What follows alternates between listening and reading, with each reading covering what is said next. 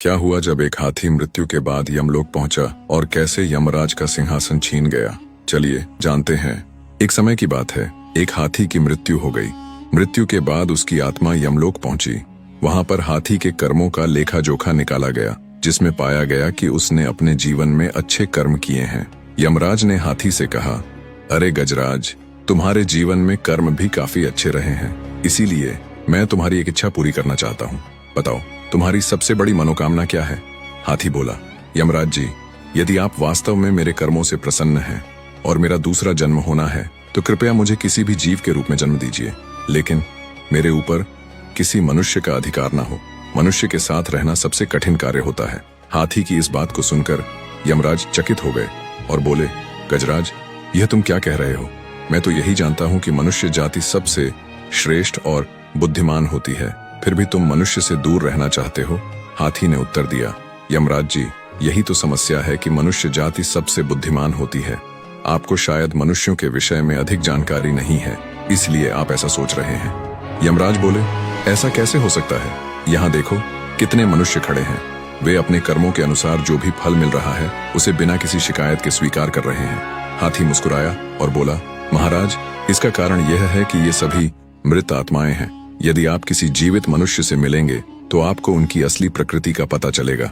यमराज को हाथी की बातों में रुचि आई और वे बोले, ठीक है, तुम्हारी परीक्षा लेते हैं। मैं तुम्हारे मालिक को जीवित यमलोक बुलवाता हूँ। यदि तुम्हारी बात सत्य निकली तो मैं तुम्हारी इच्छा पूरी करूंगा। अब यमराज भी किसी जीवित मनुष्य से मिलने के लिए उत्सुक हो गए। उन्होंने अपने यमदूतों को आदेश दिया, जाओ और हाथी के मालिक को जीवित ले आओ। यमदूत आज्ञा का पालन करते हुए धरती पर पहुंचे। उन्होंने देखा हाथी का मालिक पलंग पर सो रहा था, तो यमदूतों ने पलंग सहित उसे उठा लिया और वे यमलोक की ओर उड़ चले। थोड़ी देर बाद जब हरिलाल यानी हाथी के मालिक की नींद खुली तो उसने खुद को आसमान में उड़ते हुए पाया। नीचे देखा तो धरती नजर भी नहीं आ रही थी। तब उसने उन यमदूतों से पूछा कि आप कौन हैं, मुझे कहाँ ले जा रहे हो? यमदूत बोले कि हम यमदूत हैं और तुम्हें यमलोक ले जा रहे हैं। तभी हरिलाल कहता है, यमलोक तो लोग मृत्यु के बाद जाते हैं, लेकिन मैं तो जीवित हूँ। इस पर यमदूत ने कहा, आज वहां पर एक जीवित व्यक्ति की जरूरत है। दरअसल एक हाथी ने यमराज से कहा है कि जीवित व्यक्ति को लेकर आओ, तब आपको पता चलेगा। अरे वाह, वो तो मेरा हाथी है जिसकी आज मृत्यु हुई है, लेकिन उसने मुझे ऊपर बुला लिया। तब परेशान हरिलाल ने कोई तरकीब लगाने की सोची ताकि उसका जीवन सुरक्षित रहे। इधर उधर देखने पर उसे उसके पलंग पर ही एक कलम और कागज मिल गया। उसने उस पर कुछ लिखा और थोड़ी देर में ही वह यमलोक पहुंच गए। जब वो यमराज के सामने पहुंचा तो यमराज जोर जोर से हंसने लगा और हाथी की तरफ देखकर बोले, यह लो, तुम्हारा मालिक आ गया। अब यह अधना सा इंसान भला क्या कर लेगा? हाथी बोला, थोड़ा सब्र कीजिए महाराज, आपको सब पता चल जाएगा। बीच में ही हरिलाल कहता है, क्या आपको पता है कि मैं कौन हूँ? यमराज बोलते हैं कि तुम केवल एक तुच्छ प्राणी हो और कुछ नहीं। तब हरिलाल वह कागज यमराज को देते हुए कहता है, यह लीजिए, आप खुद ही पढ़कर जान लीजिए कि मैं कौन हूँ। ये वही कागज था जिस पर उसने आते हुए कुछ लिखा था। जब यमराज ने वो कागज खोलकर पढ़ा तो यमराज हैरान रह गए और अपने सिंहासन से उठकर नीचे उतर आए। इसके बाद यमराज ने खुद हरिलाल को अपने सिंहासन पर बिठा दिया। सिंहासन पर बैठते ही हरिलाल ने कहा, यमराज, आज से मैं यहाँ का राजा हूँ। मैं जैसा कहूँगा हर किसी को वैसा ही करना होगा। फिर हरिलाल ने घोषणा की, अब से स्वर्ग और नरक का झंझट खत्म, सभी के सभी सीधे स्वर्ग जाएंगे। देखते ही देखते नरक में रहने वाले लोग स्वर्ग में आ गए और नरक का द्वार बंद कर दिया गया। अब जो भी मृत्यु को प्राप्त होता वह सीधे स्वर्ग जाता। हालांकि हरिलाल मन ही मन सोच रहा था कि जिस दिन उसकी सच्चाई यमराज के सामने आ जाएगी उस दिन यमराज उसे मार देगा। इस डर से उसने दान पुण्य करने की सोची। उसने चित्रगुप्त को बुलाकर कहा, यहाँ जितने भी प्राणी हैं उनका हिसाब किताब करके बताओ कि किसने कितने पुण्य और कितने कुकर्म किए हैं। चित्रगुप्त ने सबके बारे में विस्तार से बता दिया कि किसको कौन सी सजा मिलनी है। तब हरिलाल ने कहा, इन सब की सजा माफ कर दो, किसी को कोई सजा नहीं मिलनी चाहिए। हरिलाल ने हाथी की ओर देखा और कहा, क्यों गजराज, तुम्हारी मृत्यु हुई तो मुझे भी अपने पीछे बुला लिया। हाथी हरिलाल के पास आकर बोला, मालिक, आप यमलोक के राजा कैसे बन गए? हरिलाल ने मुस्कुराते हुए कहा, यह राज की बात है, मैं कैसे बता दूं? हाथी ने विनती की, प्लीज मालिक, मुझे बता दो ना। हरिलाल हंसकर बोला, चल ठीक है, तू मेरा प्यारा हाथी है, इसलिए तुझे बता देता हूँ। तब हरिलाल ने हाथी से कहा कि जब यमदूत मुझे लेकर आ रहे थे तो मैं काफी डर गया था।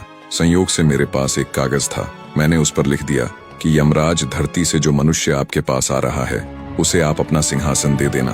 और उसके नीचे मैंने भगवान विष्णु के हस्ताक्षर कर दिए।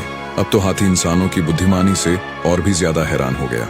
हरिलाल ने कहा, यह बात किसी को बताना मत। हाथी ने भी हाँ में सिर हिला दिया। धीरे धीरे करके काफी दिन बीत गए। स्वर्ग में दिन ब दिन लोग बढ़ते जा रहे थे। नरक लोक बंद हो चुका था।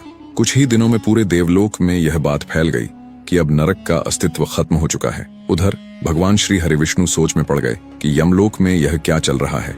यह सोचकर तत्काल ही विष्णु जी गरुड़ पर बैठकर यमलोक प्रस्थान कर चले। उन्होंने देखा कि यमराज यमलोक के द्वार के बाहर बैठे हैं। तब विष्णु भगवान ने उनसे पूछा, यमराज तुम बाहर बैठे हो तो यमलोक को कौन चला रहा है? यमराज बोले, भगवान ये आप क्या कह रहे हैं? आपने ही तो मेरे स्थान पर एक इंसान को नियुक्त किया था और आप इस तरह से अनजान बन रहे हैं।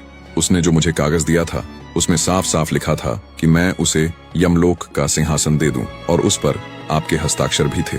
यदि आपको यकीन नहीं होता तो यह देखिए। भगवान विष्णु ने कहा, मैंने तो ऐसा कभी नहीं किया। कौन है वह? भगवान विष्णु थोड़ा सोच कर कहते हैं, यमराज कहीं तुमने किसी जीवित मनुष्य को यमलोक तो नहीं बुला लिया? आप बिल्कुल सही कह रहे हैं प्रभु, मैंने एक जीवित इंसान को ही यमलोक में बुलवाया था।